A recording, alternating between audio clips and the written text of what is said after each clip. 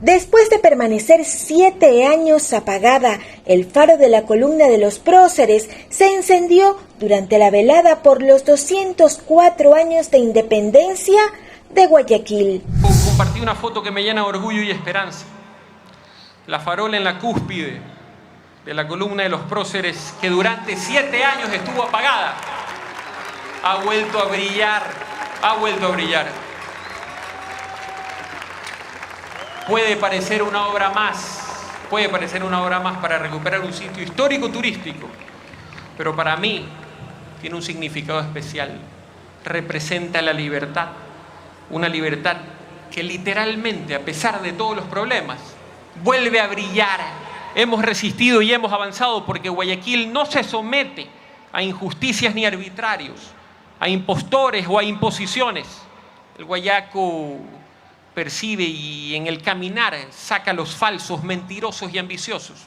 El guayaco es inteligente, no es bobo, se hace, pero después te cruza la factura. ¿Ah? Así que guayaquileños de cepa, arrechos e independientes, siempre tenemos que defender la libertad por nosotros y por nuestras familias. Guayaquil siempre será luz en tiempos de oscuridad, que hoy lo vivimos. Pero mientras Dios me dé fuerza y vida, gritaré siempre: ¡viva Guayaquil libre, independiente! ¿Ah? ¡Párense, carajo! ¡Viva Guayaquil! ¡Viva! Con este mensaje, el alcalde de Guayaquil, Aquiles Álvarez, dio luz verde para el encendido de la columna de los próceres, cuya farola en la cúspide volvió a iluminarse tras 7 años, engalanando así la sesión conmemorativa por los 204 años de independencia de Guayaquil.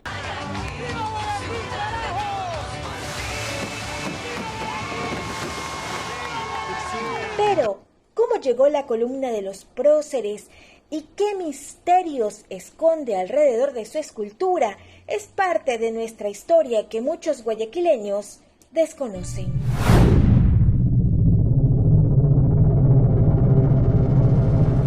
El símbolo más representativo de la gesta libertaria es la columna de los próceres de octubre. Ubicada en la Plaza del Centenario, es un museo escultórico que esconde enigmas y detalles de la independencia de Guayaquil. Su majestuosidad y esplendor atrae la atención del doctor Fernando Mancero, miembro de la Fundación Bienvenido, quien ha estudiado de cerca su historia y nos cuenta cómo llegó este monumento al puerto principal. Tendríamos que referirnos o trasladarnos a fines del siglo XIX, cuando se forma la primera comisión encargada de realizar este magno monumento. En un inicio se convocaron a artistas alemanes, franceses e italianos. Lo que presentaron o los proyectos que se presentaron no fueron de satisfacción del comité, y más adelante justamente un español. Esta nacionalidad, por cierto, no se había citado porque pensaban que era un poco ilógico que si festejamos la independencia de España se citen a artistas españoles para realizar el monumento. Pero un artista español, específicamente catalán, se ofreció. La comisión se encontró muy satisfecha con el proyecto de Agustín Querol, un artista de primer nivel, un escultor de lo mejor que había en el mundo en ese entonces. Quien diseñó este grandísimo conjunto escultórico fue Agustín Querol, pero quien finalmente lo terminó fue Montserrat, porque Querol falleció. La fundición, el tallado de los mármoles y todo fue realizado en España y enviado a Guayaquil por vía marítima. Algunos incluso haciendo escala en Nueva York, como es el caso del fuste de bronce, y en los otros casos pues por diferente ruta. En todo caso, tuvieron también algunas dificultades porque estamos hablando de que eran épocas un poco tempestuosas, que recordar que en el 14 comenzó la Primera Guerra Mundial. Si bien es cierto, España no estuvo involucrada en la conflagración, pero habían muchos problemas. Había además otro problema, que es que algunas de las esculturas, principalmente la figura alegórica de la historia, por su hermosura, provocó que se crea un movimiento en España para que estas esculturas tan hermosas no salgan de ahí y se queden.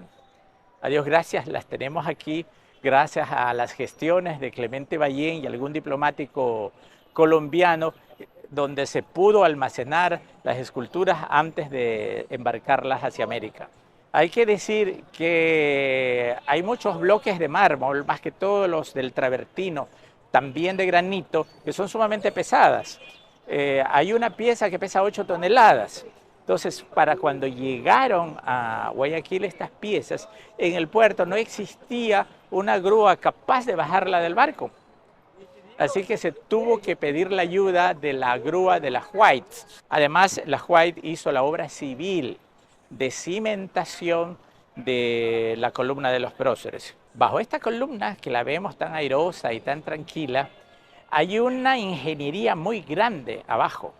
Se hizo un hueco de alrededor de 5 metros y en el fondo de ese hueco se hincaron decenas de pilotes de concreto y cientos de pilotes de mangle para poder compactar el piso.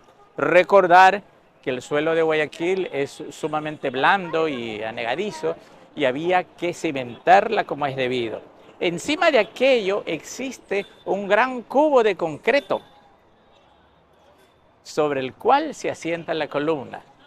Y han habido pues desde ese entonces infinidad de temblores, terremotos y acontecimientos y la columna está tan firme como siempre. En las imágenes tempranas de la erección de la columna vamos a encontrar que existen casas aquí alrededor, justamente en la área del parque, porque fue un área expropiada.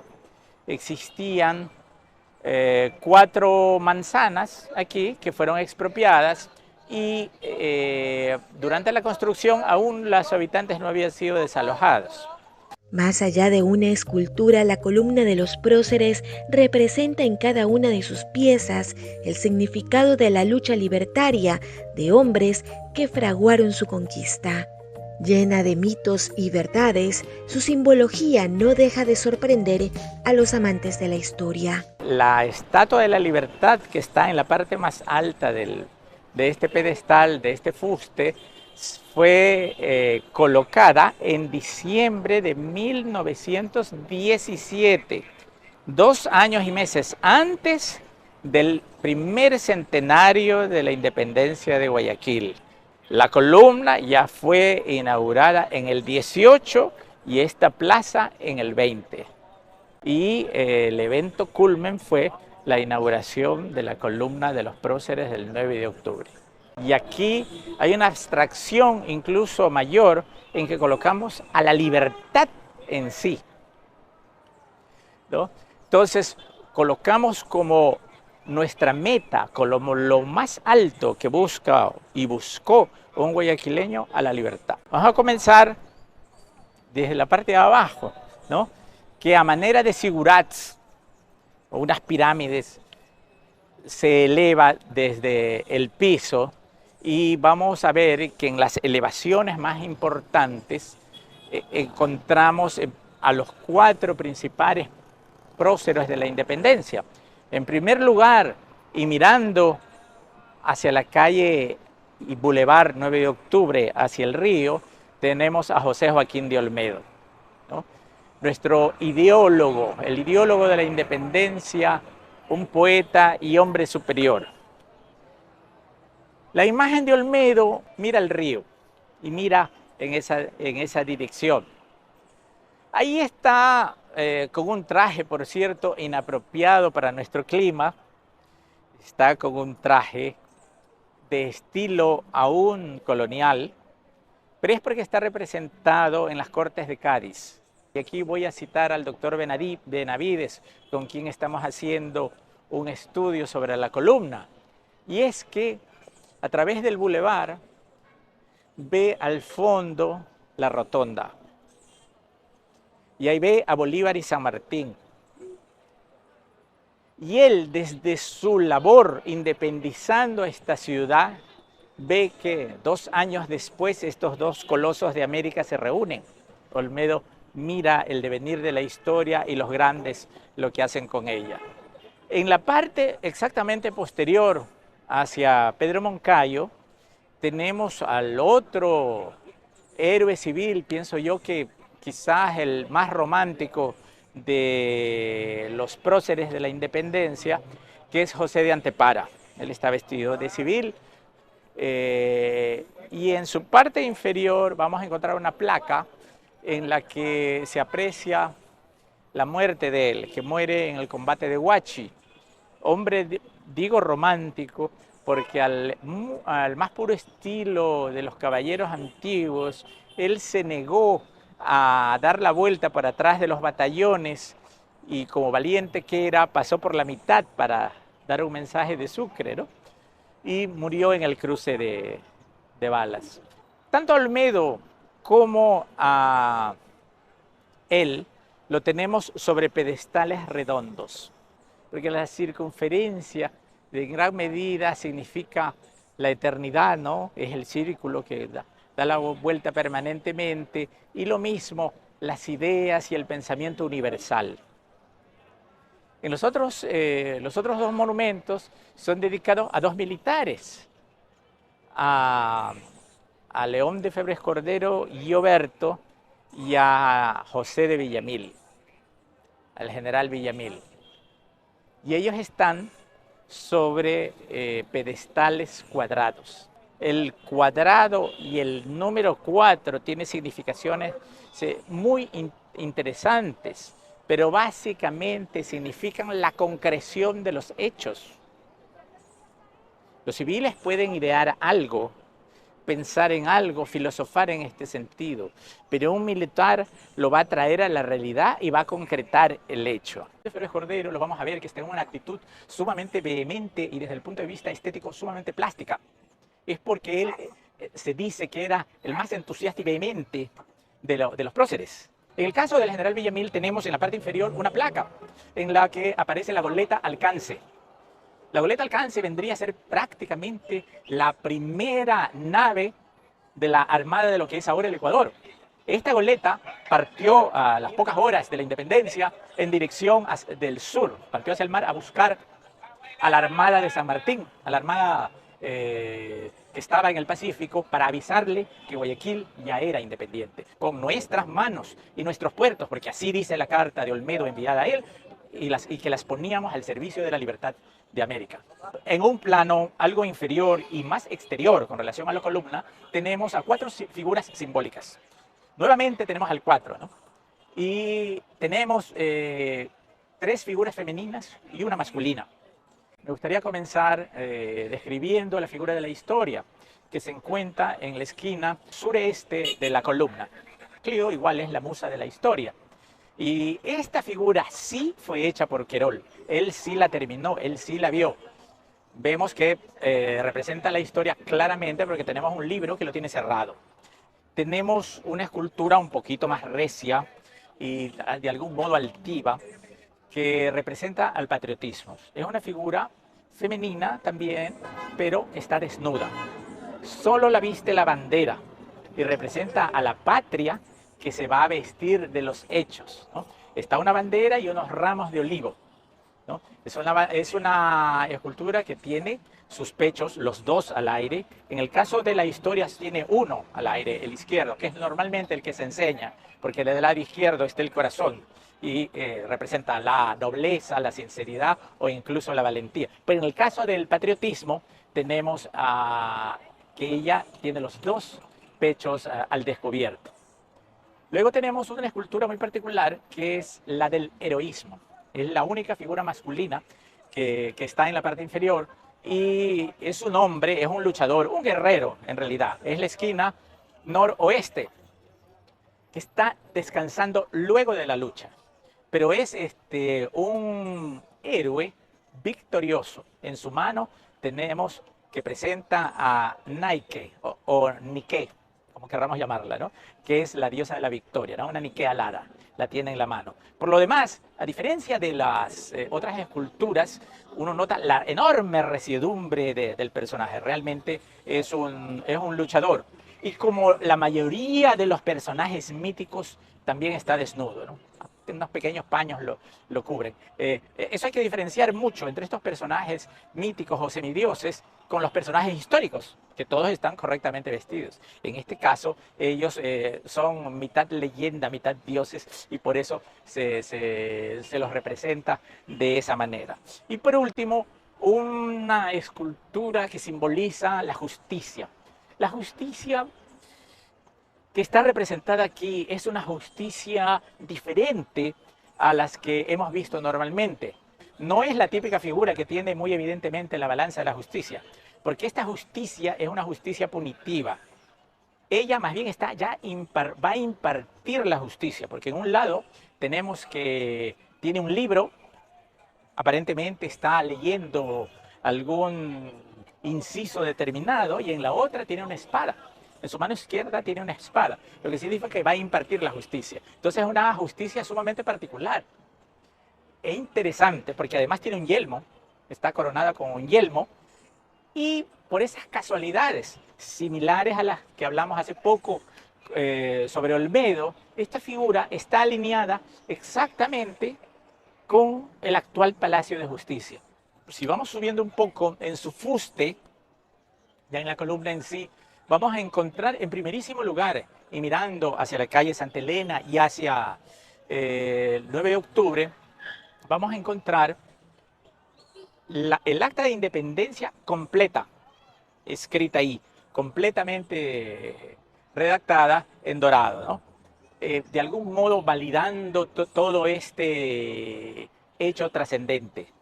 Y en la parte superior a él tenemos un sol, que representaría a la aurora de octubre del amanecer.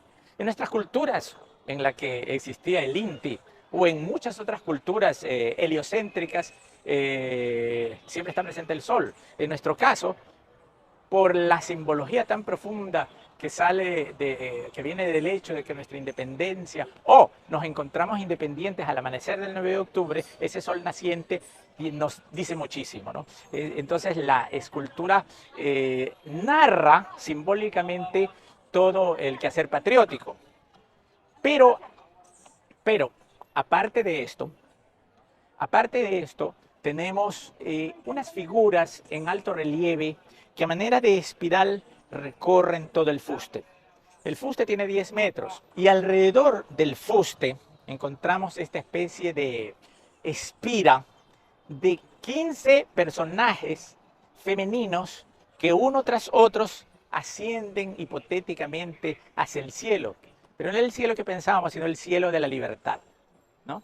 Tenemos en primer lugar, desde donde nace esta espiral, tenemos que están al lado de del acta de independencia.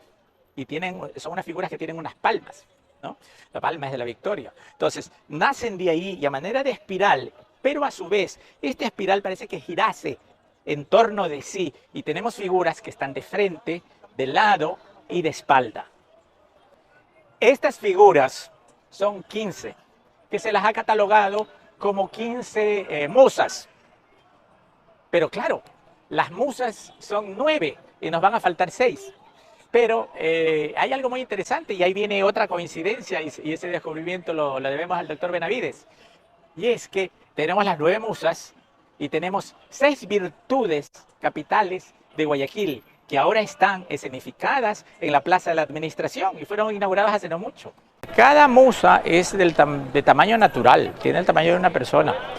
Y es una obra casi aparte, sumamente interesante y hermosa. Una de ellas, que yo bauticé como Apoteosis de la Bandera, que se encuentra en la cara norte del capitel, hace presente que esta especie de tela que envuelve a las musas en la subida es la bandera de Guayaquil. Ahí se pueden apreciar las estrellas. Entonces no hay modo de equivocarse de que se trata la bandera de Guayaquil, esta especie de tul y tela que sube hacia la parte. Justamente estas musas terminan donde comienza la escultura.